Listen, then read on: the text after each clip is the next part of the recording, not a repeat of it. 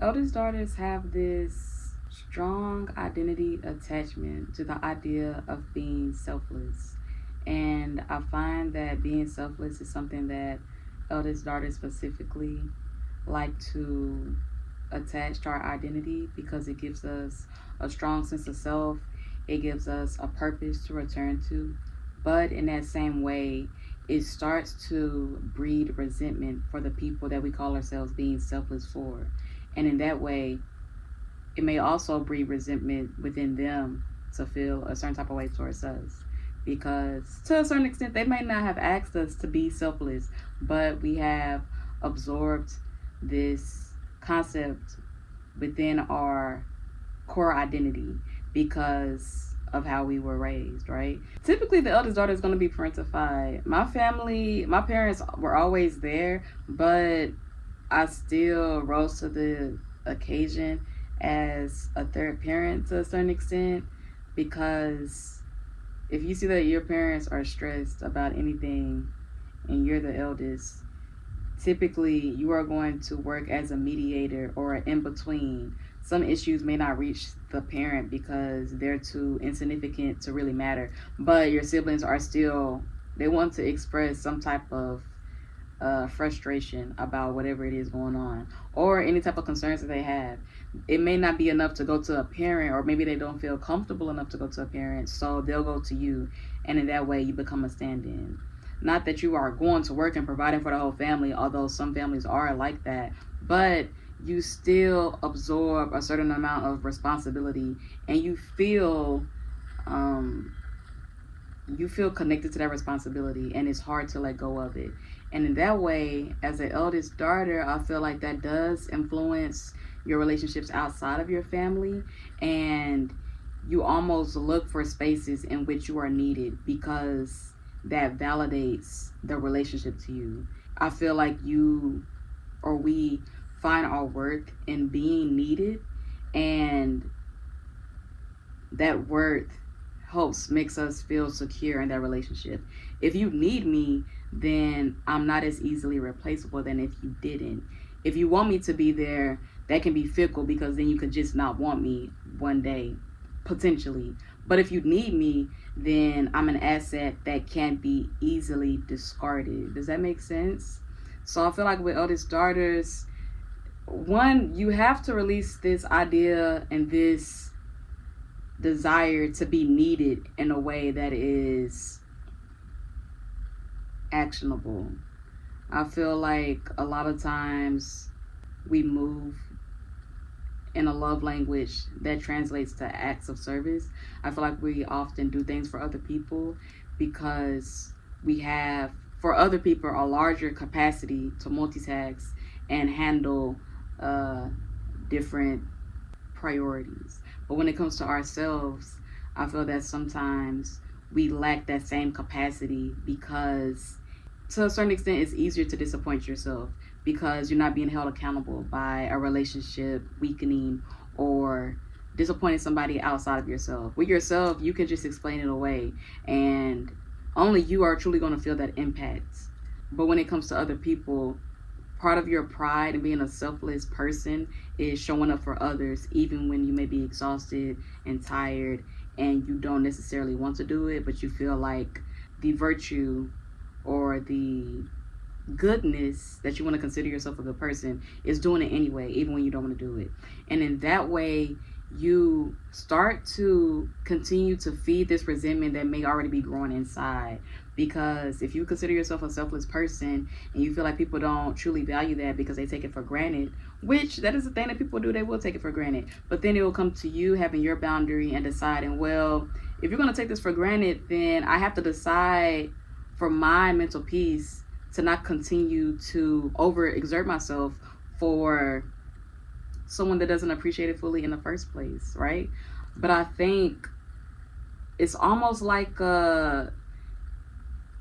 you have to start doing things with the desire to want to help and be there as much as you can after filling your own cup first, instead of being there out of a prior feeling of obligation. Like, I have to do this because if I don't do it, then it won't get done. And they don't have enough capability to figure it out. Well, no, you have to trust that they will be able to grow to the capacity and the understanding and the maturity of being able to figure it out. And that way, the eldest daughters start to become codependent on the people that they claim to be so selfless for. And this selflessness is actually to a certain extent selfish, because the idea of being selfless requires other people to a certain extent to take advantage of that. And to yourself, it's like, well, I'm a good person because I'm always there for other people even when they're not there for me, and I neglect myself in the benefit of others. Well, I don't know how much of that is a good person, because now you're neglecting yourself, and that's not cool. That's not cool. But it's something that you are used to, and it's something that you almost start to expect when being in relationship with others. But the lack of boundaries shows a lack of maturity in the same regard. As an eldest daughter, you need to start learning how to prioritize your needs and your desires and your wants, as well as still being there for other people, and allowing others to be codependent on you because you have that desire to feel needed, because that's a secure attachment style for you. And that way you're codependent on them as well, because say they don't need you in the same way that they did before, and now you feel useless, and now you feel like your worth is diminished. Your worth is inherent as a person, as somebody who's existing with their own thoughts and feelings and motivations. But when your worth is embedded in your proximity to another person's life, whether they need you for money, or they need you for favors, or they need you for whatever the case may be, when you're not there for them in the same way, because maybe they have matured. They have grown in maturity where they don't need you in the same way. So now you feel useless. And it's like, well, you still have your own life to live. But when you give up so much of what you feel like is your time and energy and efforts to other people without them always explicitly asking you to, you just have grown to expect you to always be there because you always have been there. You have to allow yourself to grow into your life and trust that they will be able to grow into their life too. You also have to trust that they have enough mental capability to rise to the occasion when you're not there to problem solve everything for them.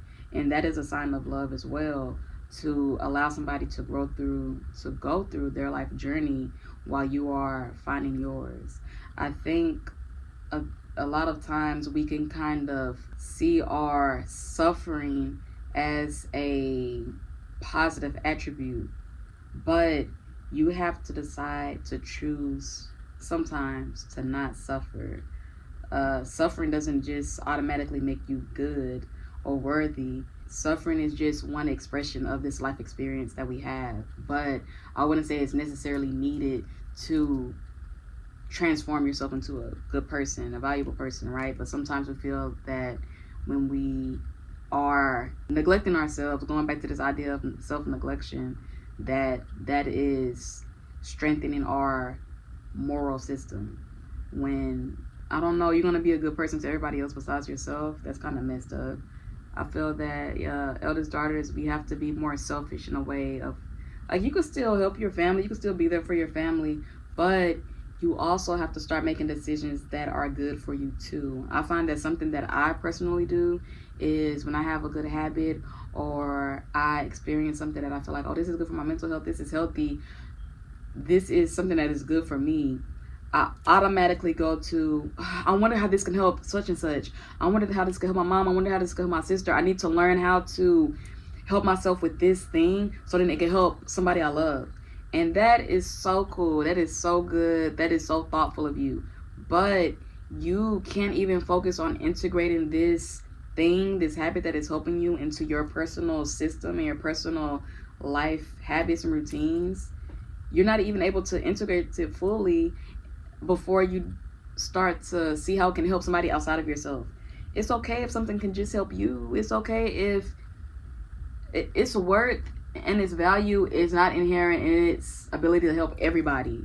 Sometimes things are just helpful to you, and that's okay. And I find another thing the eldest daughters do It's like we always are so quick to offer advice to other people when they might not even have asked. And I feel like if I'm gonna receive an internet and I did not ask you for advice, I feel like that probably can get annoying. But when you're doing it from a place of I just want to help, it's like that is so good. I didn't ask for your help though, so now, and to a certain extent, me giving you advice is like that you didn't ask for in a certain way. It could be taken the wrong way. It also can be me like impeding or trying to control your life's decisions and outcomes when sometimes you have to go through the journey to truly learn, to absorb, and to integrate the knowledge of that experience. Your wisdom is only acquired through the knowledge and the application of it. You could read so many books, you can listen to so much advice, but until you start to integrate that knowledge with your experience, it doesn't have the opportunity to transmute into wisdom. So with me trying to control your experience by giving you unsolicited advice, advice that you weren't looking for, advice that you didn't ask for, it is me trying to control your outcome. And also this idea of control with eldest daughters, we gotta stop. You can't control your life and everybody else's life too. You gotta focus on what you can control and do your best within that, and then have a bit of flexibility with things that you may not have control over. You can't, trying to do it all is going to lead to overexertion. You're going to overexert yourself. You're going to be exhausted. And then you're going to look around like, why wasn't nobody trying to help me? Which is like, well, try to focus as much as you can on what you got going on and fill your cup up. And then naturally the overflow can be gifted to the people around you who may appreciate it.